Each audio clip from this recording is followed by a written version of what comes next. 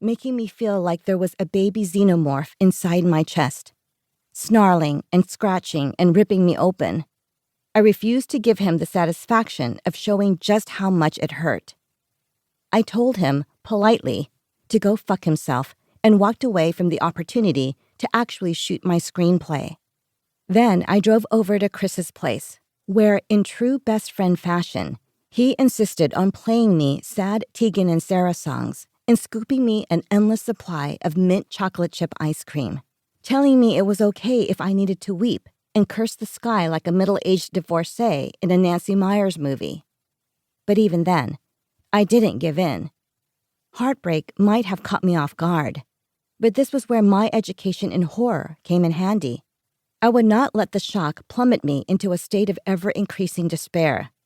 I would not let Daniel rejecting me and humiliating me sink into my bloodstream and take over.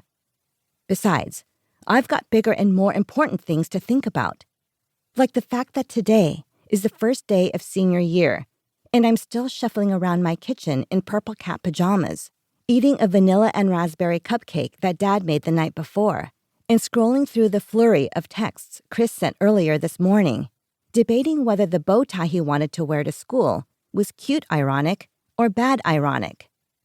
I grab a wonky mug painted with tulips that Mom made in her 9th grade ceramics class and start filling it with coffee when a new message from Dad flashes across my screen. He's sent me a few so far, but I haven't gotten around to reading them yet. Since he leaves for work every day before sunrise, I assume they will all be of the inspirational, good luck on your first day, you're growing up so fast variety. Maybe paired with a Gilmore Girls gif or two. But sadly, that's not the case. All this time, Dad has been trying to tell me that his car stalled out first thing this morning, and he had to take Frankie instead, so he could get his plum and ginger danishes into the oven in time for the opening Jasmine's Rush. A part of me is secretly proud that Frankie, my secondhand Honda Accord, so named because he groans like Boris Karloff in Frankenstein, could come to the rescue so valiantly. But another part knows I am all kinds of screwed. Dad clearly expected me to read this in a timely and efficient manner. But of course, I didn't.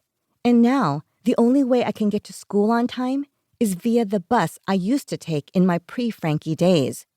The one with blistered plastic seats and the perpetual scent of Cool Ranch Doritos perfuming the air. The bus that left from the stop near my house approximately 10 minutes ago. I tear upstairs, frantically calling Chris and putting him on speaker so he can talk me through this crisis. Unlike me, he is the living embodiment of timely and efficient and has been on campus for an hour already, prepping for the morning assembly with other members of student council. "It's the curse," he says flatly. "It's totally the curse," I say, tripping out of my pajama pants. Every year, without fail, something goes horribly wrong on my first day of school. Like when I was a freshman and attempted to flat iron my bangs into submission, but ended up singeing off a hunk of them instead. Or on the first day of middle school when I accidentally tucked my skirt into my Captain America underwear and a group of 8th grade boys stood in formation and saluted me every time I passed them in the hallway.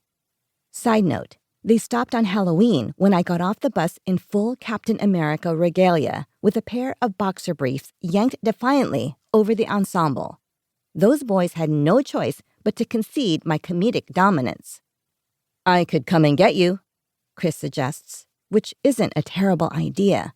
But I can't ask him to miss this morning of all mornings. It's too important. "No way, Mr. Vice President," I say. "We didn't campaign our butts off last spring to let anything mess up your first day in office." "But what if you miss the assembly?"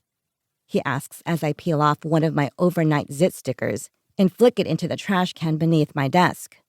Normally, even the concept of a school assembly would bore me beyond tears. But this one is different, because at this one, the film lab advisor is going to announce which senior will be taking over as director of Dazed at Murrow Creek, a soap opera that students at our high school have been writing, producing, and airing in our hallowed hallways and homerooms since 1992.